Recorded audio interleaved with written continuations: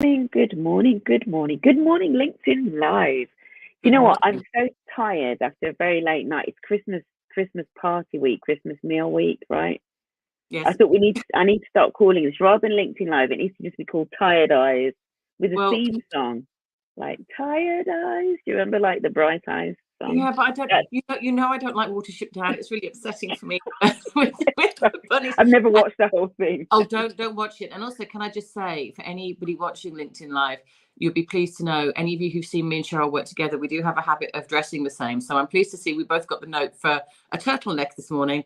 I'm going for the Val Dunican white, and Cheryl is Christmas. going for the milk tray black. So, I do you know what I am. mean? Or the Steve Jobs black polo neck. Oh That's no! the Ooh. Yeah, I thought you were delivering me some yeah. milk tray, but Steve Jobs is probably more appropriate. Anyway, some people will be thinking, what is it? Is this LinkedIn or is it Facebook? Something. It is So LinkedIn.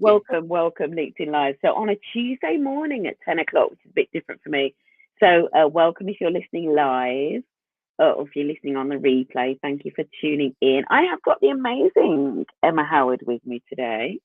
Good morning. Not Val Dunican, but yes, Emma. So thank you so much, Cheryl, for having me on. This is a subject that's very close to my heart, and I'm glad that it's made it out of you and me just talking about it, and into a LinkedIn Live. So really excited to see what people have to say this morning.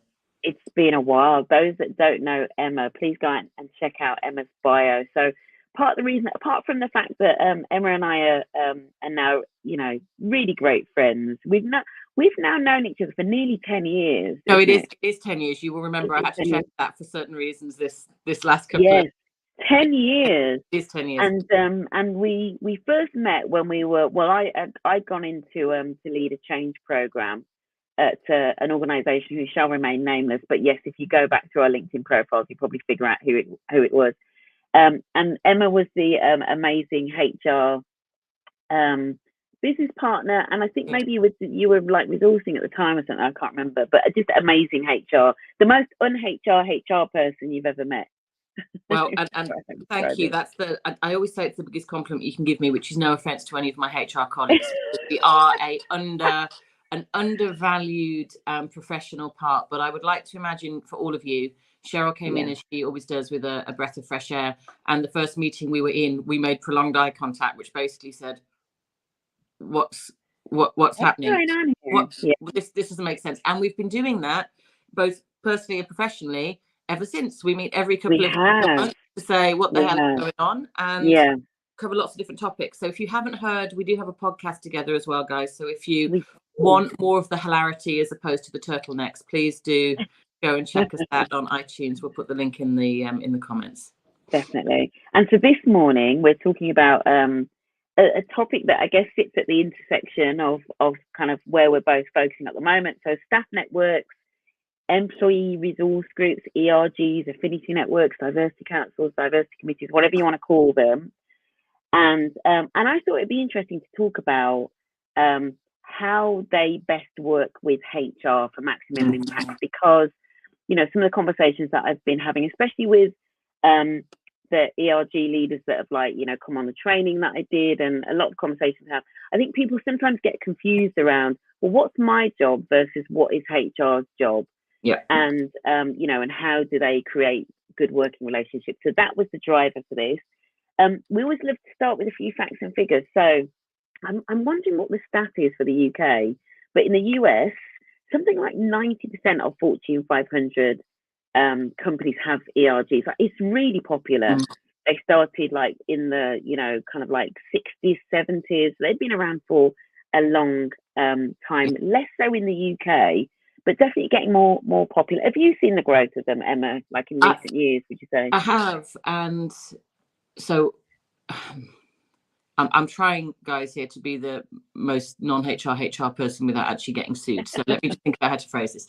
So I've seen a huge increase in ERGs post 2020.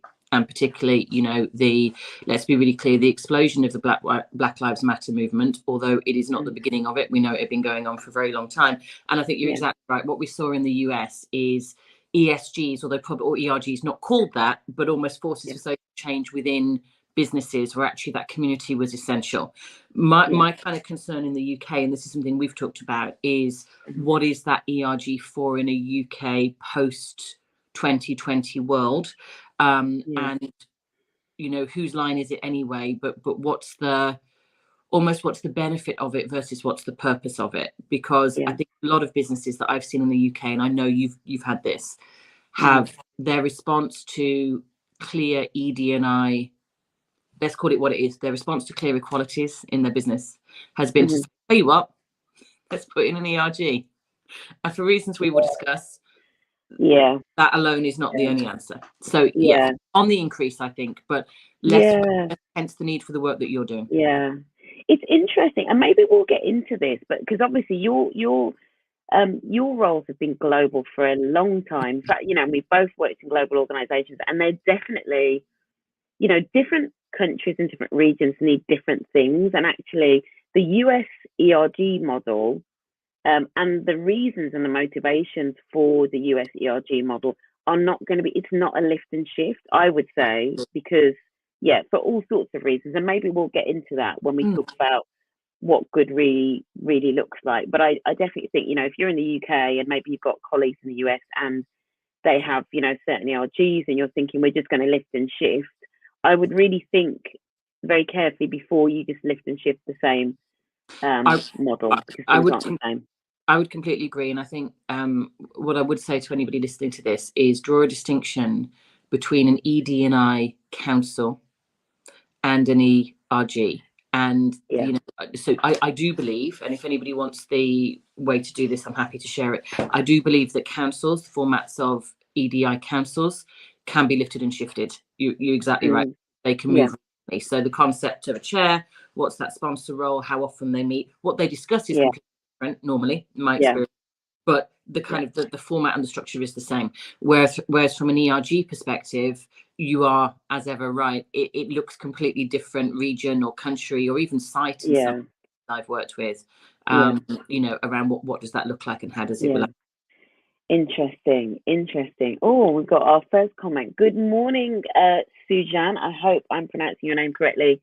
I think the lack of understanding from leadership is key. Sujan, straight into the debate. I love it. I think the lack of understanding from leadership is key. I get they want to know what is the benefit, but do not actively participate with ERGs. And do you know what? So we've got things about what things make ERGs work really well. What does it look like when it's working well? So Sujan here is talking about understanding from the leadership. Let's just talk about then, what does good look like when it comes to ERGs? So we've got Sujan's making the point around understanding from leadership and involvement, etc. From your perspective, Emma, in terms of what you've seen, what does good look like? Yeah. So from my perspective, a lot of what I've seen that works, it has not necessarily been in businesses that I'm in, because I'm not egotistical enough to think that I know it all. But what I will say is, I think there are 4 elements here to really true ED&I within a business. And in fact, we were talking about this as ever just before we dialed on.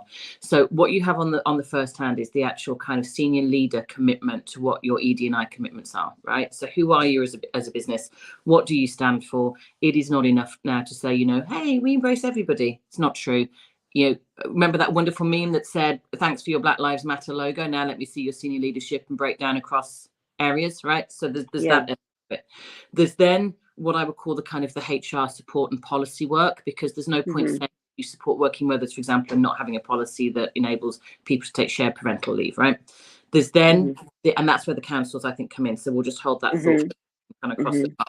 There's then the expertise that we were talking about from people like yourself, Cheryl, who really can come in and hold a business to account and also provide that level of support. You then have the ERGs. So when we think around what the ERGs are for, and there's a reason that we don't call them ESGs anymore, right? Because ESGs, employee support groups, indicated you had to be affected by the issue in order to be part of it, whereas the resource groups indicate that you can go there for kind of that help and support. In my mind, the best ERGs that I have seen are self-governing. So senior leadership is invited in. So actually, it's almost the opposite of your comment, Sujan, here, and I get it. They are invited in often either biannually or quarterly to understand what the ERG would like that executive leader to know, right? What they are not, it's not an open door policy for that person, or indeed for HR to come in, because that resource group exists to support and develop that employee network, as opposed to serve the purposes of the business. Does that make sense? And I think that's where we sometimes get mixed in that and a council. Yeah, and I love, what you said there in terms of, you sort of broke it down to the 4, and you might have to drop that in the comments afterwards. But it links back to I did a live maybe like 3-4 months ago about almost like the ecosystem of like delivering ED&I. It's not, there's, your leadership is involved, your HR, your diversity council, as you mentioned it, maybe looking after like, driving some policy stuff, and your ERGs. They all kind of like have these different roles. We do definitely, and we're going to go on to the ERG leaders, we do sometimes ask a lot of ERGs, do we not? Too much sometimes, right? Yeah, you're ready for it. So this is one of my biggest bugbears, right? ED&I initiatives are not for either HR or the ERGs to carry. And this is a conversation that you and I have had forever, right? So when I have seen ERGs come into play, I love an organic ERG where someone steps in to say, I'd love that. That's the ideal, isn't it? I mean, I've read all of your work on this. That's the ideal, right? We do, however, know there are certain cases where senior leadership might say, we need an ERG.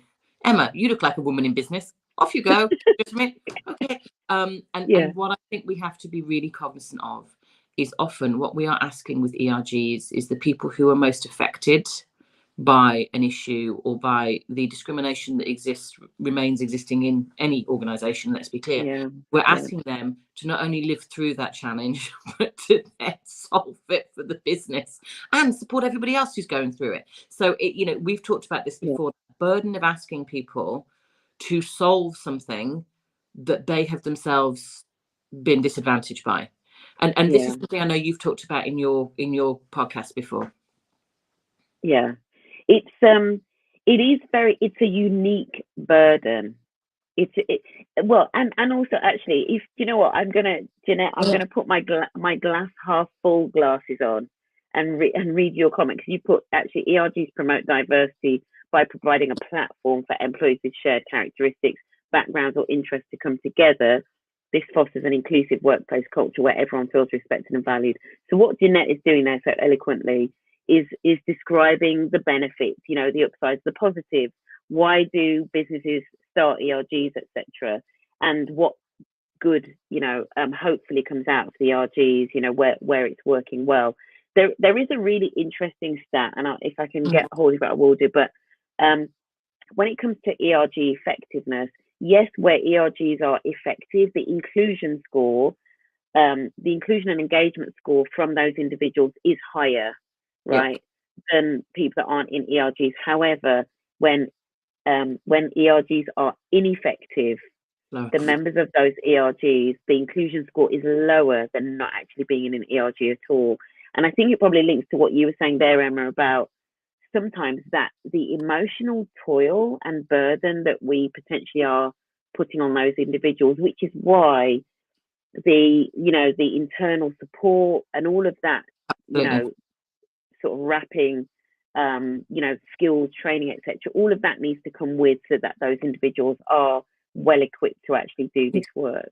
You're absolutely. I mean, the ecosystem comment that you had is exactly it, right? And I love Jeanette's comment, because for anybody who doesn't know what an ERG is for, this is the dream, right?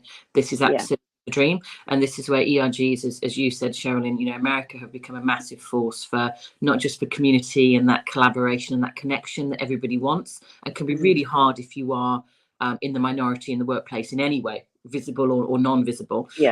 But it also fosters a really great sense of kind of, how to change and advocate within a business for changes that need to be made. However, it is not a silver bullet, right? And that's why, for me, ERGs can only really thrive in that ecosystem that between us we've tried to describe of it's a safe place to have an ERG. So if I can kind of share with you, and I won't name the business that this was, because it actually wasn't a business I was working in, but somebody contacted me to say that they were a member of their Pride group, and this was an American-owned company at the time that this person was working for, but they worked in Europe, and they had joined the Pride group because they wanted to connect with people who were having the same challenges of coming out at work. Actually, there was a resource that they wanted to do, and instead this group published the names of all of the members. Wow. And so that was very distressing for this individual. Yeah. And that's where, and Jeanette, thank you for your comment. We'll come to you in a second. That's where ERGs, for me, when I have seen them work brilliantly, are places of joy and places of great connection, support and advocacy, right? And a safe place. But this is where there needs to be that support for ERG leaders around what is the connection and the contract that they are making with the individual. Because this individual contacted me, they'd worked with me a long time ago to ask how would they deal with this. What was a very safe place for them had become something that was quite challenging. And that's where the eco structure that you talk about was to support them. Absolutely. And that's part of the reason that I've started, spotlighting ERG leaders. So, some people go back through some of my ERG, through my LinkedIn lives. There's one particular individual that I think of. I'm going to say, I think her name was Jen Scopo, but she was talking about their Pride ERG, which was called the LGBTQTs, which is just like the best name ever. But one of the things that I took away in particular from that conversation, that network is completely anonymous. So individuals in the organization do not know who is in that network at all. It's completely anonymous. And then she gave me another example of another network, which is a mental health network, which wasn't anonymous to join, but they did have a private closed, like Slack channel or something where they, do you know what I mean? So they'd really thought about things like, sensitivity, privacy, anonymity, confidentiality, really thought about, because I think actually one of the things in the UK, our approach to ERGs tends to be everybody come in, and our lives and all that stuff, which, it's kind of, because we're so polite, we never like to shut a door on anyone, right? But sometimes you've got to recognize that, particularly with specific types of ERGs, you've got to, things like that, knowing when is it appropriate for certain people to be in the room and not, is really important. Let's go on to Jeanette's. Yes. I haven't got my glasses on, Jeanette. So sorry, I'm peering at the screen. I can't see anything. So Jeanette's saying, granted, there are distinct challenges, and we're going to come on to some of the challenges, because I had a question about this, which prompted this LinkedIn Live. Some ERGs might face resistance from individuals or established company practices that are reluctant to adapt to or embrace diversity and inclusion initiatives. 100%, Jeanette, absolutely, they are going to face resistance. As to be fair, any type of change often, generates resistance. But particularly the sort of change like this, which often is, we're actually often asking people to change, like on a personal and individual level, and potentially challenging beliefs and values about people. So it's quite complex. That's why it's so hard.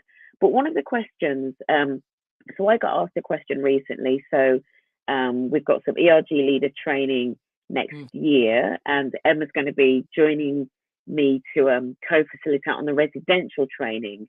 And I had somebody contact me and say, what is the difference between doing the training online versus residential? And I was talking about the importance of the emotional resilience that's needed to do this sort of work. And do you want to just talk about that in terms of what that looks like and how we can support ERG leaders that are, sort of carrying that emotional load, and particularly how HR can support those individuals with, the internal support, the training, etc. Of course. I mean, that's not a big ask at all. Let's see if I can do it in a minute and a half. No. So first off, I'm going to take it from a personal perspective around the work that you do and what I'm kind of honoured to be invited to support. For any of you leading an ERG, the work that you do is life changing, and it's business changing, and it's actually culture changing, right? And to kind of often work in businesses, or perhaps work with colleagues who think that it's that you put up a flyer and occasionally do a celebration for an event. It's not. Like, we recognize the deep commitment that it means for people to take time out of their days to work with that ERG. And I have just loved some of the ERG leaders I've worked with. I have just been in awe of kind of their drive and their kind of presence. One thing that you and I've talked about that we will be doing a lot of the residential is really reflecting on what drives that work, and how do you make sure you're coming from a place of kind of psychological safety yourself, and feeling kind of supported and asking for that support within the business if you're not getting it. So advocacy, but also that kind of deep reflection, which, as anybody who knows me and Cheryl, is the good combination that we do, right? I might not always seem hugely empathetic, talking about laws, but actually that's kind of my sweet spot around, what's driving you and how do you get there. When we think around what we can do, however, in existing businesses, this is where that ecosystem absolutely comes into play. And perhaps we'll get onto this in a second. We'll talk about the role of HR, because HR is not an ED&I specialist. Right, it isn't. And if you think about what HR as a function is there to do, it's there to protect the business as well as protecting the employees, right? So there is naturally a conflict. If you have an ERG and you're thinking about, how to really kind of get that connection, I really urge you to think about where your ERG fits within that wider ecostructure. So I'm being supported by your HR with templates and things like that, and suggestions and a safe space to discuss. And are you inviting your executive leaders in occasionally? Or are you, I'm going to be blunt, carrying the entire burden of a business that has promised to do something about ED&I back in 2020 and now tag your it? Because that's a very different world to be in. And that's in a lot of, and Cheryl, you were saying this to me recently, we've seen a lot of ERG leaders step away from this work because of that lack of wider support, which is ironic, isn't it, given the challenges that these groups exist to support. So what are your thoughts around that infrastructure, having seen it? It's hard. No, I agree with what you're saying in terms of what I was going to suggest, because you've got, one of the things I talk about actually is finding those internal, you need your internal support system, your internal cheerleaders, I sometimes call them, but I also sort of almost talk about having like an internal power team is the word that I've started using. If you're running an ERG, having that person in HR, whether it's your HR business partner or you're lucky enough to have like a D&I team,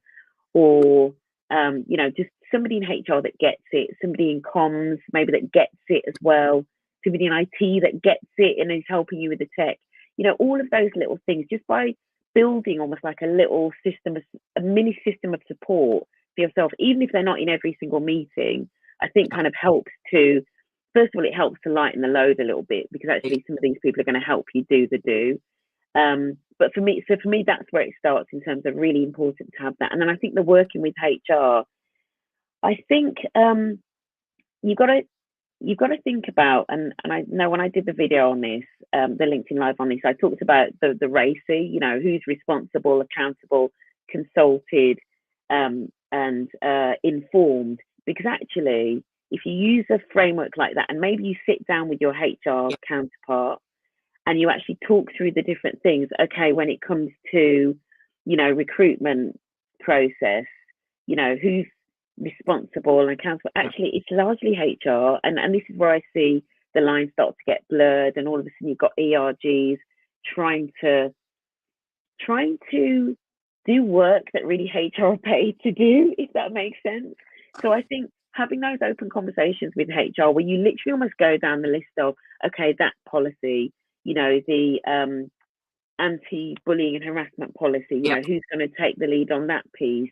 When it comes to pay and performance reviews, who's going to drive that? And I'm talking about some of these bigger things because ERGs sometimes get stuck in the earlier years work of building the network and building the community and the support. And that stuff is important around that sense of belonging and all of that. But actually, the work that moves the needle in terms of equity and equality is around things like, pay, performance, progression through the organisation, all of that hard stuff. And that's sorry to interrupt you there, Cheryl. You talk to HR. Yeah. You've just hit on something so important, and Jeanette, thank you for your comment there. I could see that I can read enough to see psychological safety at the moment, and you're absolutely right. That's the key thing here. And psychological safety between HR and between the leaders and between the ERG as well, right? Absolutely. So, yeah. I got so excited about what you said there because you hit on something really important. When is an ERG not an ERG? When it is simply a salve for people to get together, as you say, and kind of connect, and then the business can go tick, we've got one, right? Yeah. ERG, and this is some work I was doing recently where I was saying I fully expect, because I've put in a lot of D in our ED and I councils, right, which is very much around driving policy change. ERGs then put around that and feed into it. If you are always having nice, cuddly conversations as a member of HR with your ERG and ED&I network, something is wrong. Yeah. Because this is place to challenge, right? Yeah. And this is a place I, as a HR kind of leader, expect really great insight and challenge. And I have asked my colleagues who are embedded in the business to challenge me in my own bias, right? Yeah. So there is no point, as you say, so I love you so much. There is no point. That the community and the connection is absolutely key. But what change are we driving for? So, I've said to you before, when I create ED&I policies, I always look at 4 things, right? First is education. Second is engagement. Third is empowerment. Fourth is embedding, because the rubber has to hit the road and the business has to take the feedback from the ERG. This isn't just an employee engagement group. This is a resource group around really big, meaty issues. Definitely. And it's the, you absolutely hit the nail on the head. I mean, and it talks to that there is a journey. So a lot of ERG networks, and we're going to get onto what Jeanette was saying, and then on to David's question. David's raised the question about how you would sell ERGs into leadership. But it is a journey, and it does start with, ERGs do typically start with that community building. And actually, a lot of the ERG leaders I've talked to, they talk about, when they join an ERG, there is that thing of, suddenly, people come into a space and suddenly they don't feel like they're the only one anymore. So actually just that, just seeing, oh my gosh, there are other people in this organization feeling and thinking like me, just that starts to, as Jeanette was talking about, let me just see if I can go back and that. Jeanette was talking about where everyone can bring their authentic self to work. ERGs help to drive that. Absolutely. Just by realizing there are other people like you, with your, from your background, your similar lived experience, etc. So that's almost like the early stage ERG. And if people haven't seen it, I've posted like an ERG maturity model this morning, because actually that's where a lot of ERGs start, and that is great. And then they move on to, as we say, then the bigger items that really drive equity. And some of that comes from those difficult conversations, the challenges, and, HR.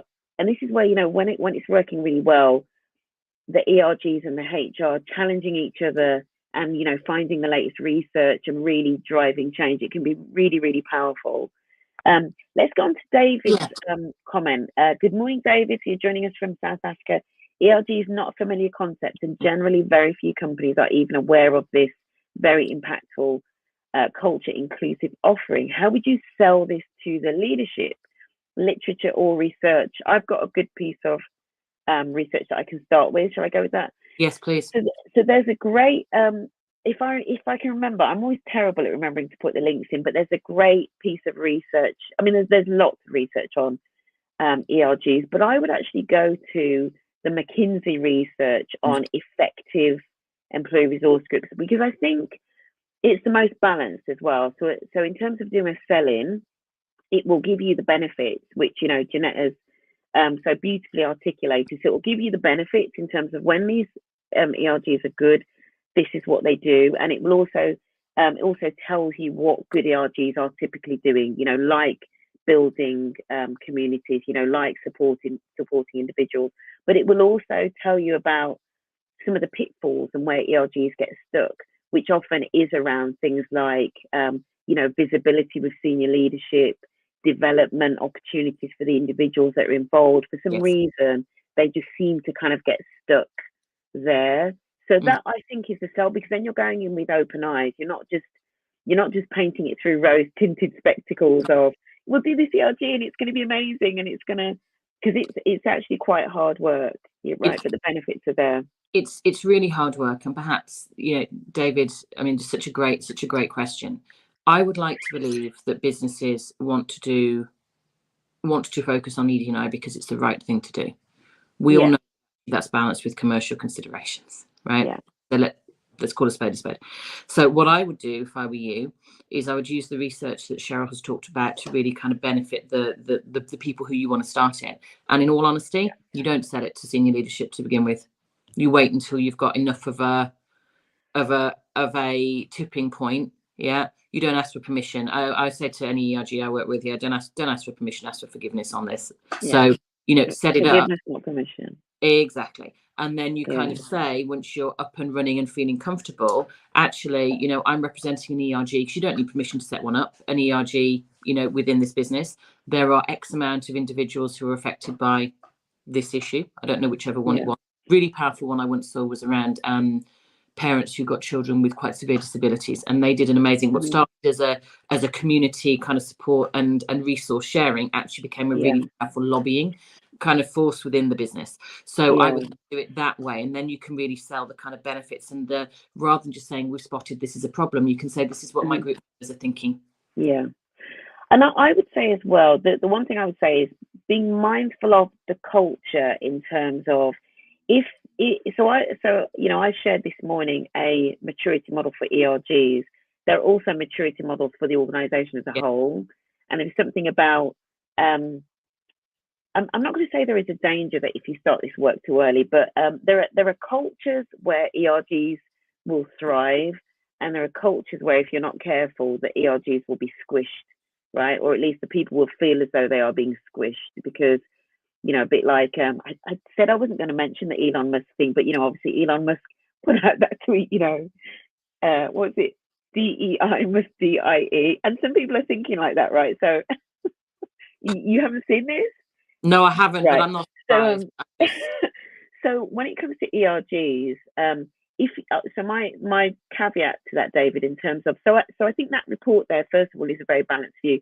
But if you're in a culture where it's quite early in its D&I journey anyway, so it's quite early in its inclusion journey, I would say, and this might be slightly controversial, but I would say start with the ERG that is most inclusive, if that makes sense. So it might be that you start with an ERG which is for parents or for carers, right? And what you're doing there is you're doing it in a way which nobody could say this is divisive. You know, do you know what I mean? So that would be my advice. If you're in an organisation that is not that mature in terms of its inclusion journey, start with the most inclusive ERG that you can think of, which is something like parents and or carers, just as a suggestion. I don't know what your thoughts would be on that, Emma. Yeah, I mean, the one that people normally start with, and I have mixed feelings on this, is women. Yeah, so, you know, there's normally always a women in business ERG. So my cat is coming to join. We're inclusive, so he's here. I'm afraid there is no cat ERG, but yeah, no, there is no cat ERG. He doesn't need one because he's in everything anyway.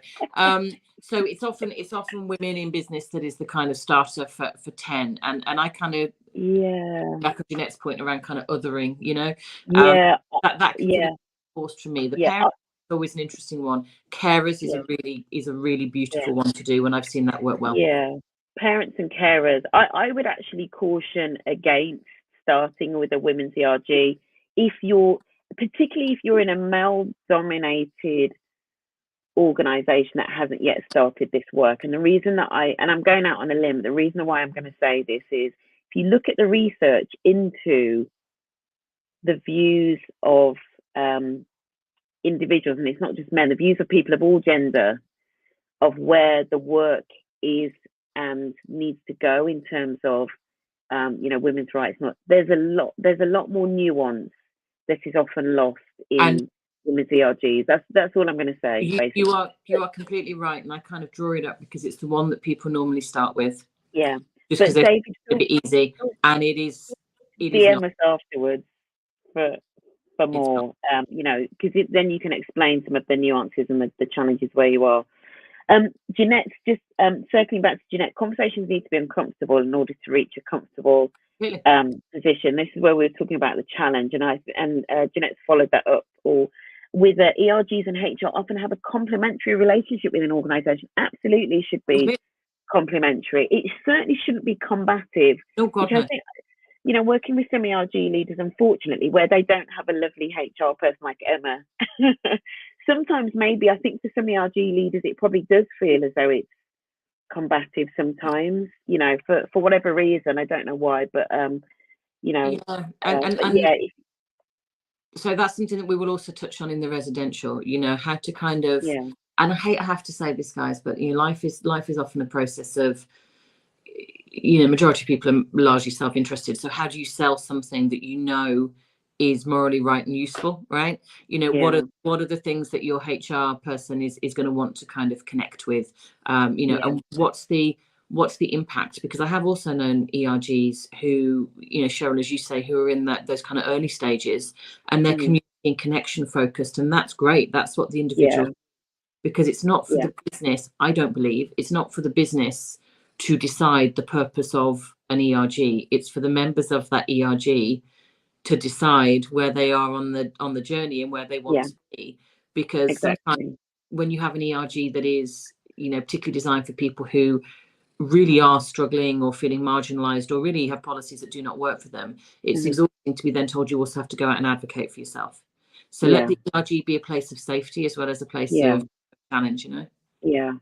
Yeah, I mean, you know, part of the reason that I wanted to focus on ERG leader training is, like, do not underestimate the skills that an ERG leader needs, the skills of self, you know, there's a word for it that I can't think of, but, you know, self-management, almost like, Regulation, you know, self-regulation, that's exactly the word. Influencing other people, you know, change management, coordinating people, keeping other people G'd up, you know, when you're feeling battered yourself and you've got a busy day job and you're probably not getting paid to run the ERG and all of that stuff. So yeah, it's a big ask. Really good comment here from Kimberly. Hi, Kimberly. Real impact on ED&I in a business goes beyond rhetoric. It requires tangible actions and assessment of progress. Translating words into meaningful actions are the only way we can truly make a lasting impact with ERGs and creating the safe spaces for individuals within businesses. 100%. Like, I couldn't agree with that more. And that's part of the reason. I mean, that's the reason that, you know, we've sort of started talking about ERG leader training. And so, you know, it's no coincidence. It's like a full circle moment, because I first met you, Emma, when I guess was my first interim role. So moving fully into the space of change management and transformation. And for me, ED and I work really, I heard somebody the other day say it was the intersection of learning and development and social justice. But for me, ED&I is the intersection of change management and people. This is about change. And like Kimberly was saying, it's about how do you deliver tangible actions? How do you manage and monitor progress? How do you make things happen when sometimes you have no resources or very limited resources, you know? Absolutely. And I think, you know, I know Kimberly and she's amazing, so it doesn't surprise me that she gets she's laughing now, she doesn't like being called out, but she's but you're exactly right. And there is almost, someone once said to me, how would we know that an ERG has really worked? And often in this type of work, I used to think it's that it wouldn't need to exist anymore. And I don't think that's true. What I actually think is, how do we know it's worked? Is it's moved through the maturity model that you've talked through. It's influenced and advocated in the business. We've seen the changes that Kimberly's, you know, kind of talking about. I often think this is why embedding the policies is so crucial. You can't operate in a vacuum. Right? And then almost it kind of comes full circle back round to a place of kind of support and reaffirmation and checking. So that's what I thought when I love when you talk about full circle. When we talk about that maturity model, that's almost what was missing for me this morning. But I was like, actually, I think it turns into something else. Right? Absolutely. And actually, a really truly successful ERG for me would probably be one that's achieved a lot of things that it wants to do. Actually, we can say, let's be brave and say all the things it wants to do, and is a renewing place of comfort and community for its members, as well as an appropriately challenging presence at the table for its leaders, right? But then actually reaches out to other ERGs within that business to support and uphold them, because we are all, you know, intersectionality is real, you know, and while one of us is suffering, all of us are suffering. The work isn't done. So it's how do we keep on going, rather than becoming in an ERG completely focused on getting our things done at the expense of anything else. So it's a wider community initiative for me, which sounds really naff, I know, in a corporate perspective, but I really think that's where, as you said, that the mix of change meeting social justice almost is a really good description of it. Yeah, absolutely. And, you know, and as you were sort of talking there is that thing of, ERGs start kind of very sort of insular almost, you know, our group or people who share our identity, we have got these challenges. And then as they mature, they start to kind of broaden out in terms of, we should, how do we get involved in our businesses to supply a diversity program or inclusive marketing, or, it becomes like a strategic source of advantage rather than it just being an internal, some employees sit around and have tea and sympathy, Completely. And I think there's something very interesting that's just occurred to me, which probably shows you how slow my brain is at this point. Employee resource groups were initially called that way because they provide resources for the employees, right? Actually, employee resource groups at the maturity provide resources for the business and the wider community, right? So isn't that an interesting trigger point to think at which point become, rather than at us, how do we move into influencing, you exactly right, supply chain, marketing, recruitment practices, decision making. And I would love to see, actually, at some point, this is my dream, when you hire a very senior leader and you have panels, I actually believe a leader of an ERG should be on one of those panels. Absolutely. That for me would be the sign that Yeah, I mean, going back to Kimberly's point, there is real work that you can get your ERG members involved in. I was asked to jump on a piece of work recently. It was for a boutique consultancy, and they'd gone into I won't name and shame them, but they'd gone into bid for some work, and the client they were bidding to, their potential client, said, "Where's the diversity of thought? We don't do diversity of thought." So they picked up the phone, Cheryl, So anyway. But one of the things I fed back into, and this was a global behemoth, huge organization, and we were going to support them with marketing, training, and education. And one of the takeaways I sort of said to them, I said, get your ERGs involved in this work, in things like, the design and proofreading of marketing campaigns, so that you don't have these like reputational faux pas where you go out and you've done something and offended half of the population or something. Get ERGs doing real work. They don't only want to sit down talking to each other. Do you know what I mean? And that's how you start to kind of generate actions and real change. Completely. It's like this image of them just staring at each other, going, "I will share a characteristic." That's great, and that at certain points is what you need. I love that point from Jeanette around psychological safety. That safe place is where we begin. And choose to out. And how we choose to extend the impact that one ERG can have working. And remember that eco-structure, guys, that we're talking about. You do not, if you are leading an ERG, and if you come to the residential, you hear me and Cheryl say this all the time, you do not carry the entire burden of this issue on your shoulders, right? It's one of you for want to lead it, but how do we start to share that responsibility? Because it's always something people care deeply about. So the emotion is always there. How do we think about you operating in that ecosystem that Cheryl about so brilliantly, but I will maintain as senior leadership, HR, ED&I specialisms, and they are, you can't find them, was your woman, right?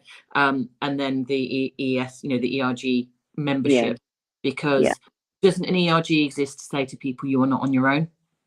That's what it do. Exactly. In businesses. So we're wrapping up now. I'm going to ask you so two things. I'm going to ask you. First of all, what is if you had to pick one skill that ERG leaders need, what would be the one skill that you would say ERGs absolutely need? And then your final tip for how ERG leaders can work better with HR. Do you know what? I feel like Cheryl's put me on a panel interview this morning. I'll see if I get the job or not, right? So the first thing, I was going to say discernment, because I believe discernment is one of the most massive underrated virtues anyway. I'm actually not going to say that, because that to me sounds like me policing and saying that people often have disproportionate responses. It's not for me to decide whether a response is proportionate. Issue I don't share. But I'm going to put that out there because I think that can be helpful when you're thinking long term. So I would actually say biggest trait for an ERG leader is resilience. I hate to say it. I know it comes up. Maybe self-regulation is better, but resilience, knowing where to find that support. And Cheryl is your person, right? And this residential will be that type of person, that type of place. And then the tip to kind of working with HR. Your HR colleagues are often not trained in ED&I initiatives. Okay. And it is wrong to assume that anyone working in HR is automatically cuddly. Right? So give them the benefit of an adult conversation that says, this is what I would like to do, this is what I need from you, but this is what I commit back, and address that racy piece, address that from the beginning. That is my biggest tip. And again, on the residential training, we'll talk about that in some detail. Amazing. If I had to pick one, and Emma is you'd love it if Emma was your HR, but she's not cuddly, not in a work sense anyway. But actually, can I just say to you before we go on, guys, we were on a call about something else yesterday, and I was so uncuddly that Cheryl had to actually say to the people there, Emma's a really empathetic and lovely person. She's really nice, honestly. I am very nice, but as I always say, I'm not sympathetic, I'm very empathetic, right? So it's a difference. The one skill that I would say, if I had to choose out of the different skills, I would say influencing skills. Okay. I think wrapped up in that, linking to what you said about discernment, so wrapped up in influencing is you've got to really understand where other people are to be able to influence them. So that actually there's a lot wrapped up in that. So that's probably what the one, if I had to pick one. And in terms of my tips of working with HR, I think like Emma was saying, don't assume that they're going to be experts in this stuff, because actually, and even for all of the training that's out there, this is a fast moving landscape. Like it's, you'd have to, I mean, and I work in this full time, and even I sometimes struggle to keep up with the latest research and what's coming out and what Elon Musk has tweeted and all sorts of things.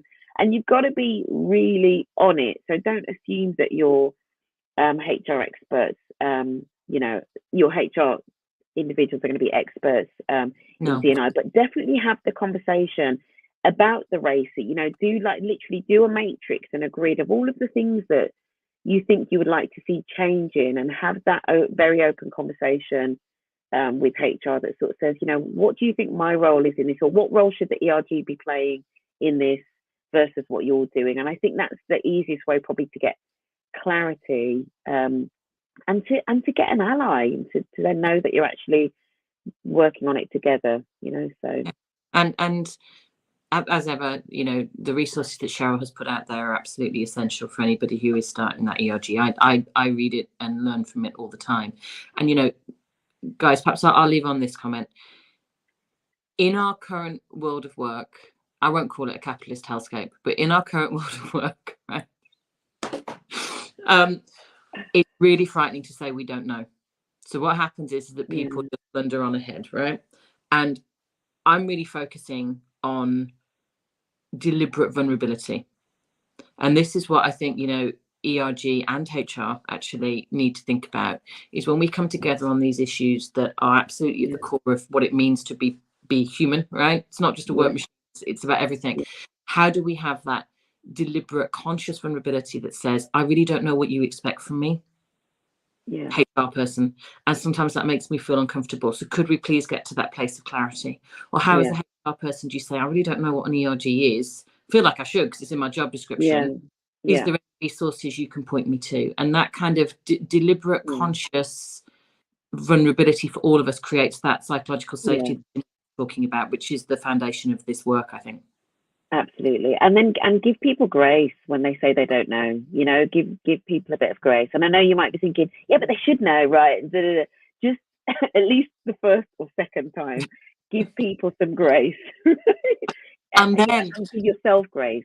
Right? Exactly. And then you can look at each other the way Cheryl and I did, which is, what's happening? Why is this? Why does no one know this? But we're all, you're exactly right. This next year, and in fact, Cheryl and I will be doing a podcast, I'm sure, as we always do for New Year, around what we're taking in, right? Grace is completely coupled with commitment to change, right? And vulnerability can be powerful. So how do we measure these in this work? Perfect. Thank you so much, Emma. Thank you for having me. So those of you that are coming on the residency training next year, this is what you're going to get. And wonderful, wonderful questions. Thank you so much.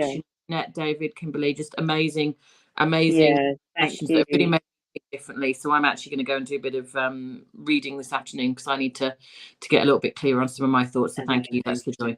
Thank you for having me.